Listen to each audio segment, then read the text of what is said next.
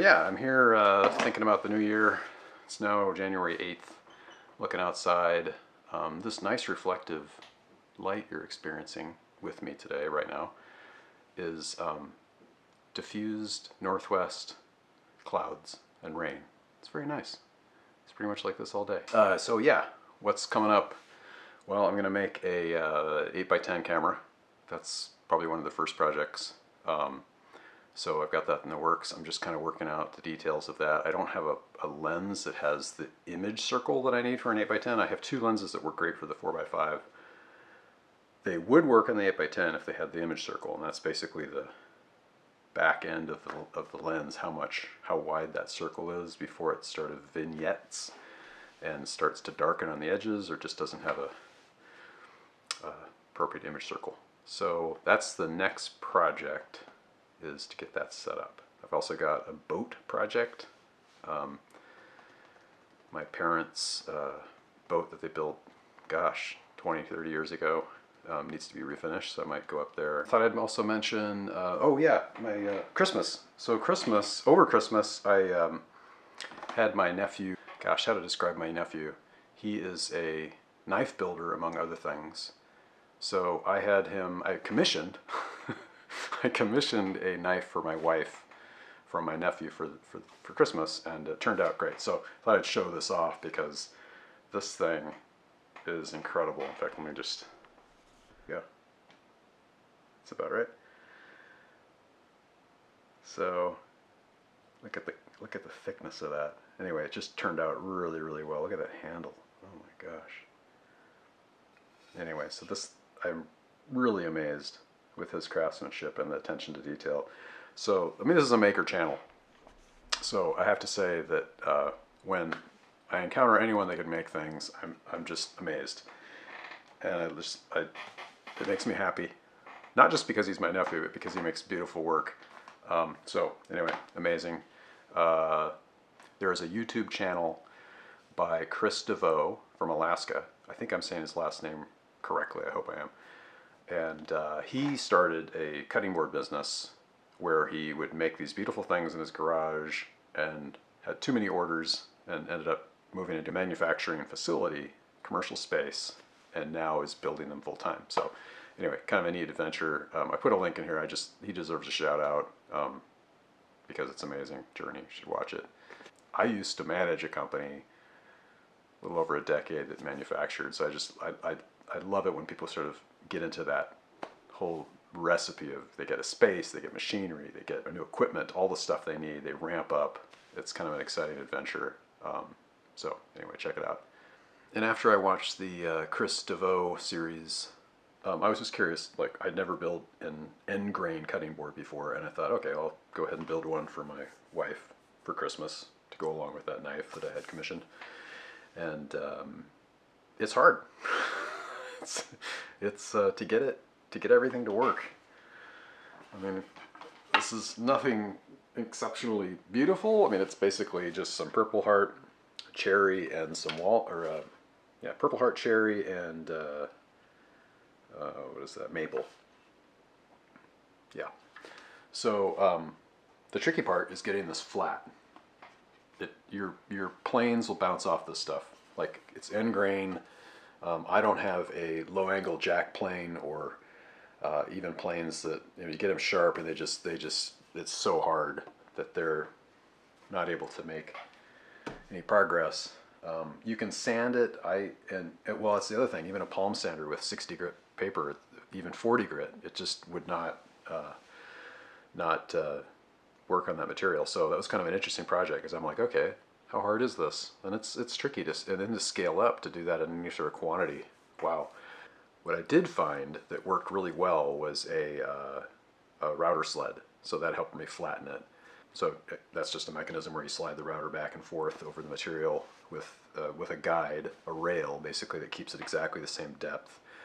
It worked really well, but then you have to get the router marks out of the board, and that took a while. So a card scraper doesn't work very well. A spoke save actually worked probably the best, just because I could get it locked in and pull it toward me. that seemed to work pretty well. But to do that at scale, you really need those thickness sanders, and just feed it through and just feed it through. I can see why they have those to get it really flat. That's the tricky part. And then I saw someone online that had recommended using water to soften up the fibers, so I got it wet, which on the end grain it just sucks all that water in, and the board warped. So I had a little cup in it, which I was going to put feet on it. I mean, that's the good part about this, is it's got feet, so that cupping is not so bad. And it's actually, since it dried out, it's actually returned about flat. But it's really interesting. These things just want to move like crazy. So anyway, not an easy project, but kind of fun. A fun project.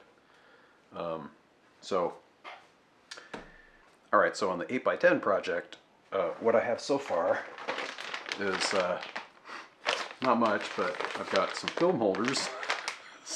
I'm off to a great start.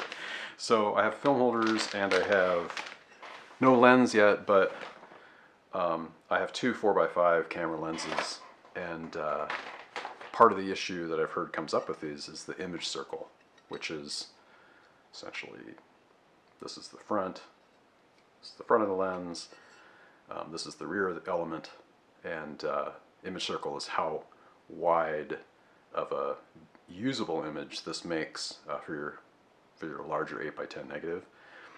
So I don't know if this will even work for that. It probably will enough where I can assemble the camera and get it to work, but I may pick up a new lens that I can use on the 8x10 that will give me the image circle that I need. So we'll see how that works. So that'll be a fun adventure, is how to build the 8x10. And I'm trying to, and that was, so my 4x5 project was a year ago. I really enjoyed it. I just want a bigger negative. I just want a lot more image. And I think once you kind of experience the large format space ecosystem, I think, when I look at the negatives, I'm like, oh, this is amazing. I look at the prints, that's amazing. And then I look at 8x10 prints, I'm like, that's even more amazing. And I think the impetus for this is just, it also makes it a little bit easier to make a print. So you can take an 8x10 negative and just make a contact print, and you have an 8x10 print. So that's interesting to me.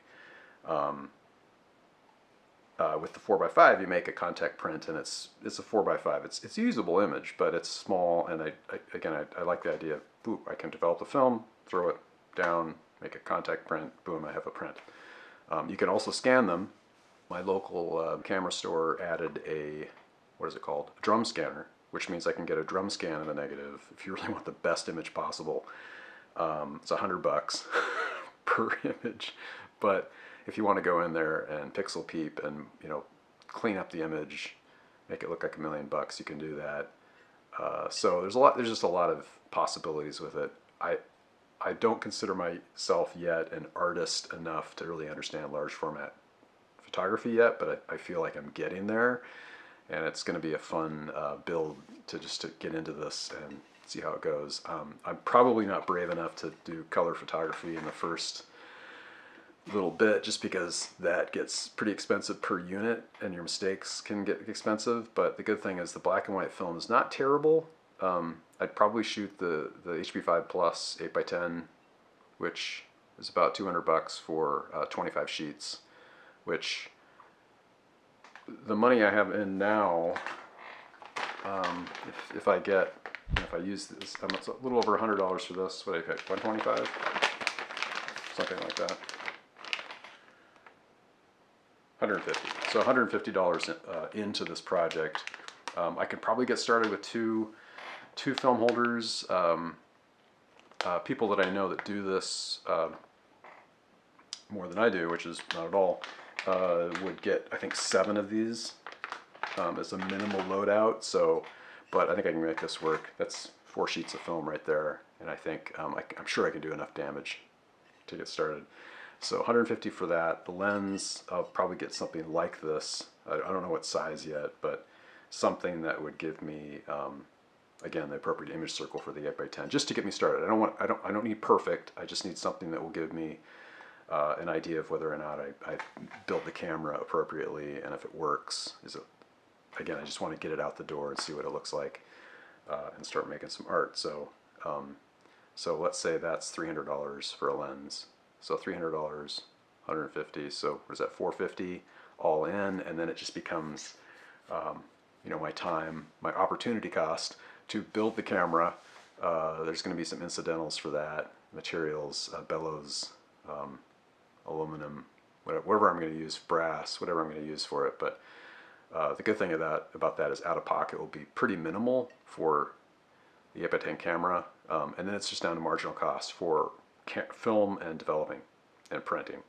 So that's kind of neat, because alternatively you could go get a digital camera that would have a large sensor, and